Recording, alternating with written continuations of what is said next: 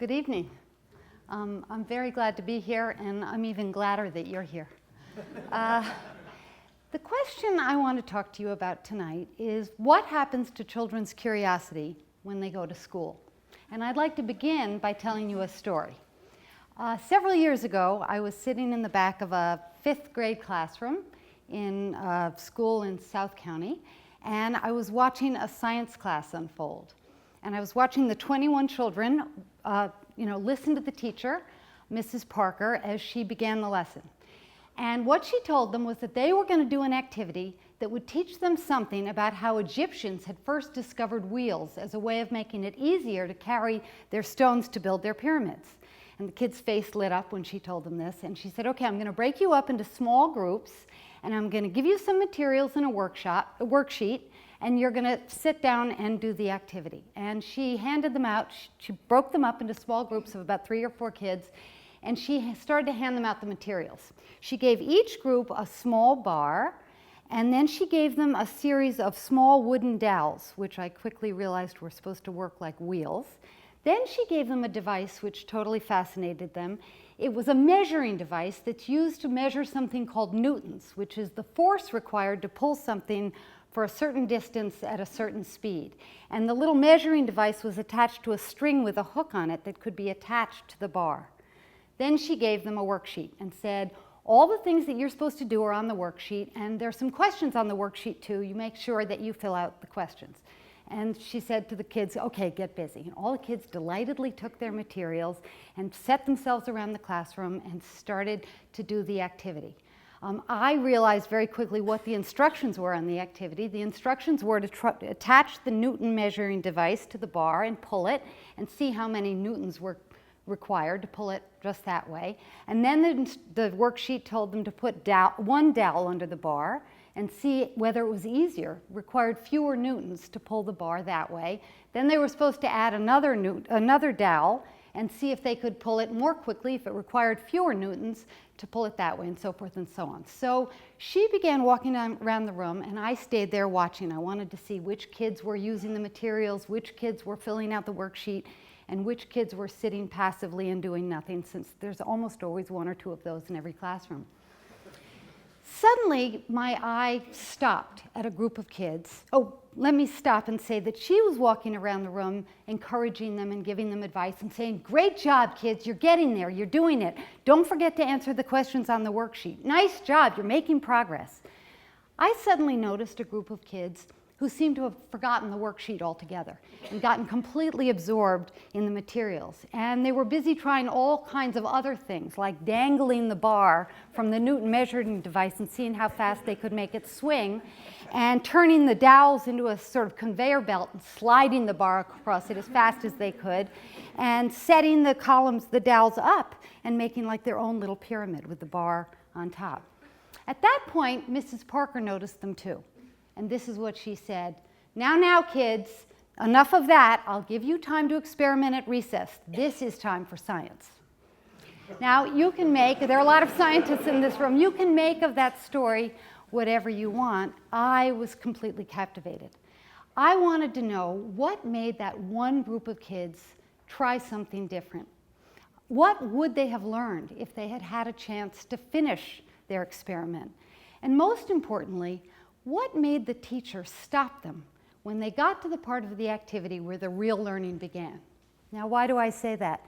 Because every study has shown that kids learn best when they're trying to get the answer to their own question. There's absolutely no doubt about it that curiosity is the engine that fuels learning. We know from study after study that when kids are interested in material, they learn it better, they learn it longer, they can learn more information, and in fact we know that when kids ask a question or are intrigued by a question when they try to answer it, they work with the material more deeply. So it's not only a short-term benefit, they actually gain a deeper kind of understanding from it. So the question is, what was going on there? Now, my own interest in this topic began sometime before that. I was working with a group of teachers in a school, and I was asking them to talk about their goals for the year. What did they want the kids to learn? One teacher after another said to me, I don't care if kids know all the states in the country. I don't care how many algebra problems the children can solve in a certain period of time. It doesn't matter to me if they're perfect spellers. Those aren't the signs of being well educated. As they began to push against those conventional measures of educational achievement, I began to push back. I said, well, if you don't accept those standards for education, what is your standard? What will tell you that kids have learned something in your classroom? Teacher after teacher said the same thing. I want kids to be hungry for information. I want them to want to know things. I want them to want to find out. I want them to be curious. And that really stayed with me, that's what mattered to those teachers. Now, I'm a psychologist, so I know that we're a society that really loves measuring things. We value the things we measure, and we measure the things we value.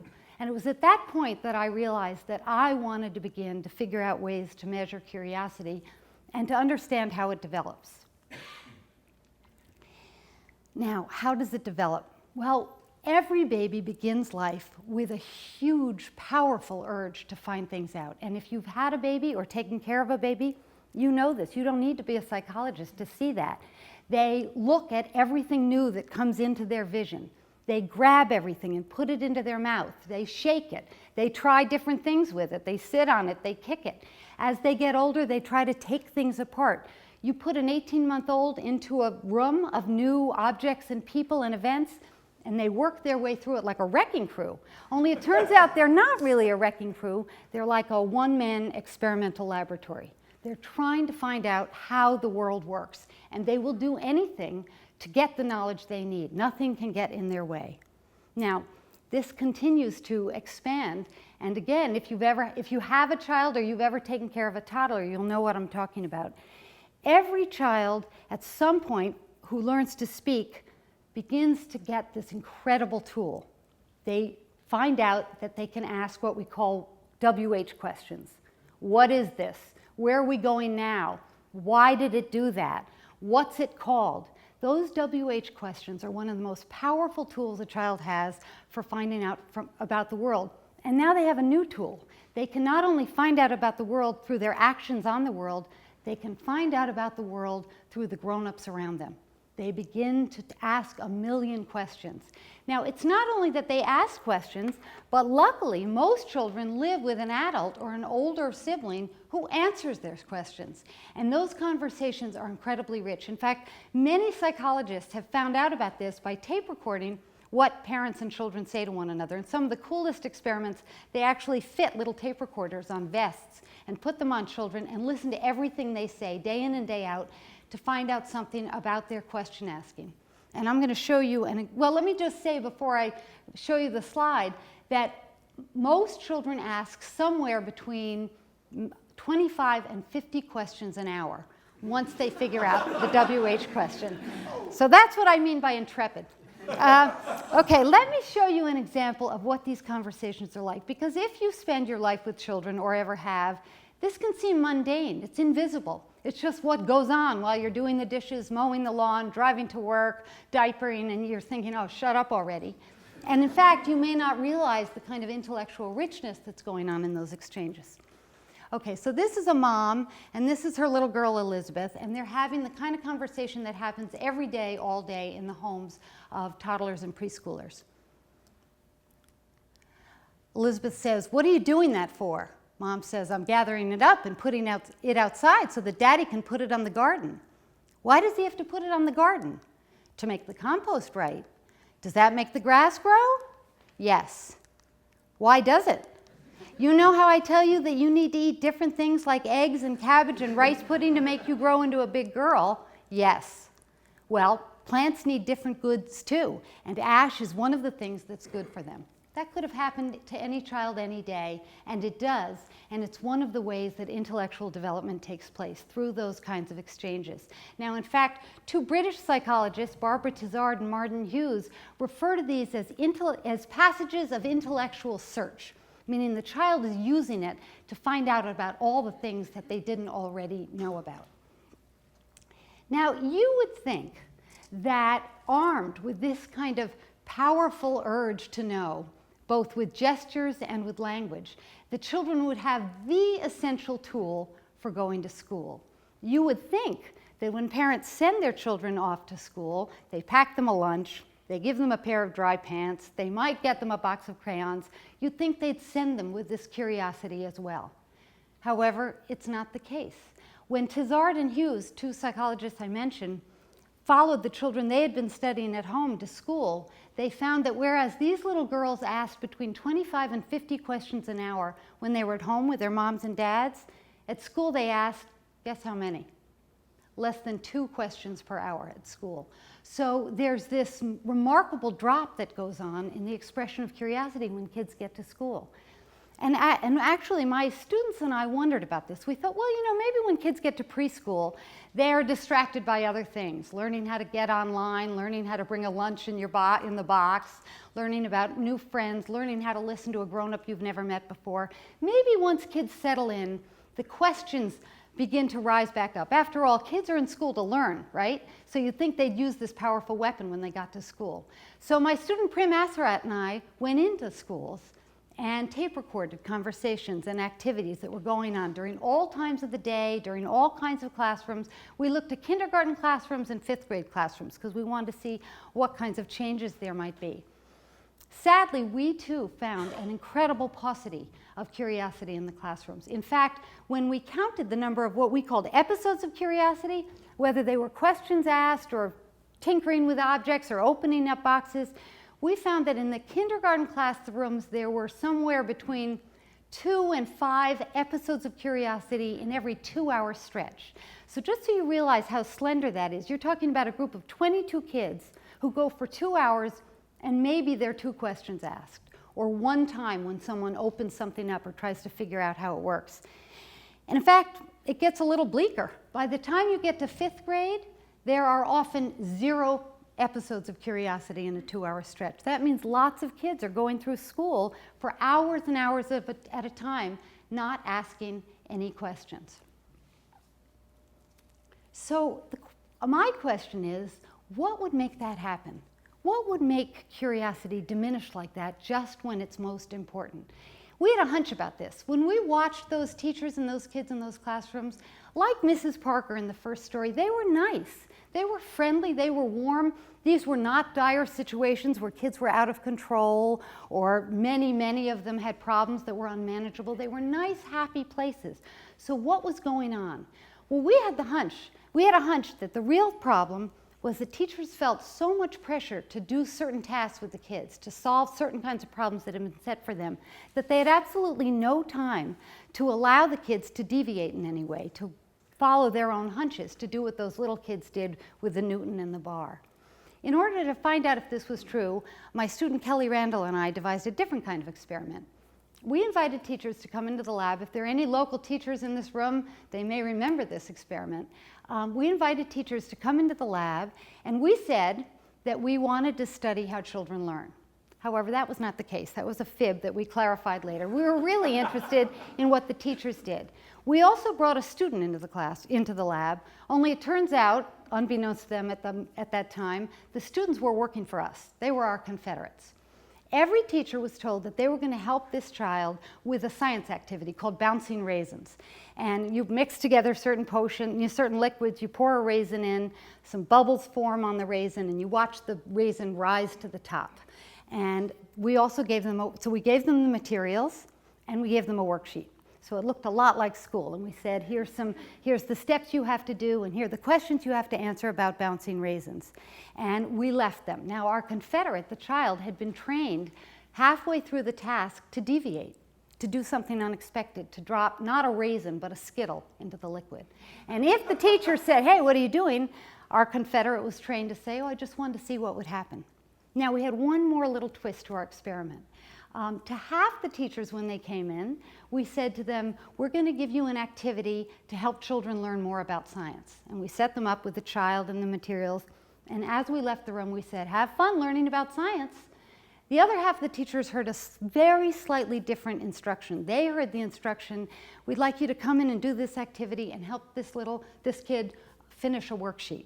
And as the experimenter left the room, she said to the teacher and the child, have fun filling out the worksheet. That was the only difference between the groups. And we left the room, and they began the activity. Lo and behold, when teachers are encouraged to teach kids about science, they're very responsive to the deviation. They say things like, oh, that's a cool idea. Where'd you get that idea? Or I wonder what will happen. Oh, let's write down that on the worksheet. However, when all you say is, finish the worksheet, teachers said things like, I don't think you should do that right now. We don't really have time. You can do that later. Now we have to do this worksheet. So in fact, our hunch had been right, that teachers are very responsive to the instructions they hear. And it changes the way they respond to children's spontaneous, or what they thought of as spontaneous curiosity. So that leaves us with a question. Does it matter? Does it matter what adults do? Does that affect what children experience when they're in a classroom setting? To find out about that, we flipped Bouncing Raisins on its head. And Maddie Labella, another student, and I did an experiment where this time the children really were the subjects in the study. We'd bring a child into the lab, and Maddie, as the experimenter, acted like the teacher and said, okay, we're going to do an activity together. It's called Bouncing Raisins. Here's a worksheet we're going to fill out. Here are the materials. And they began to do the activity together. Halfway through, Maddie dropped something into the liquid and said, oh, I just want to see something other than a raisin. And said, oh, I just want to see what will happen if we try this other thing. I know it's not on the worksheet, but let's just do it and find out what will happen. And that was the end. She did that for half the kids. For the other half of the kids, at the very time when she would have deviated from the task, instead, she said, here, let's just tidy up a little. And she moved a few things over. So, we experimentalists like everything to be almost the same, except for that one thing. That was the one thing. At the end of the activity, Maddie left the room, and she said, I have to get materials for another activity. I'm going to be back in 5 minutes. Do whatever you like in here. You can play with the materials, you can go over here and draw, or you can just hang out and wait. Whatever you like is fine. And she left the room. Lo and behold, again, when she had deviated from the task and shown some curiosity and some spontaneity, children were very likely to be interested in the materials when they were alone. They played around with them, they tinkered, they looked, they did all kinds of things. However, the children who had seen her simply clean up a little bit just stood there like this. They didn't actually draw either. They just waited quietly. So in fact, it really matters what teachers do. It matters not only what they say to children, but how much curiosity they express, how much curiosity they model. If we want children to be curious in schools, we have to do very deliberate things to engage them and to help them develop their interest, their ability to ask questions, their ability to answer questions, their sense of when a question has been answered and when it hasn't. What the teacher does matters a lot. If we were to focus deliberately on curiosity in that way, our schools would look very different, and so would the children that go to those schools.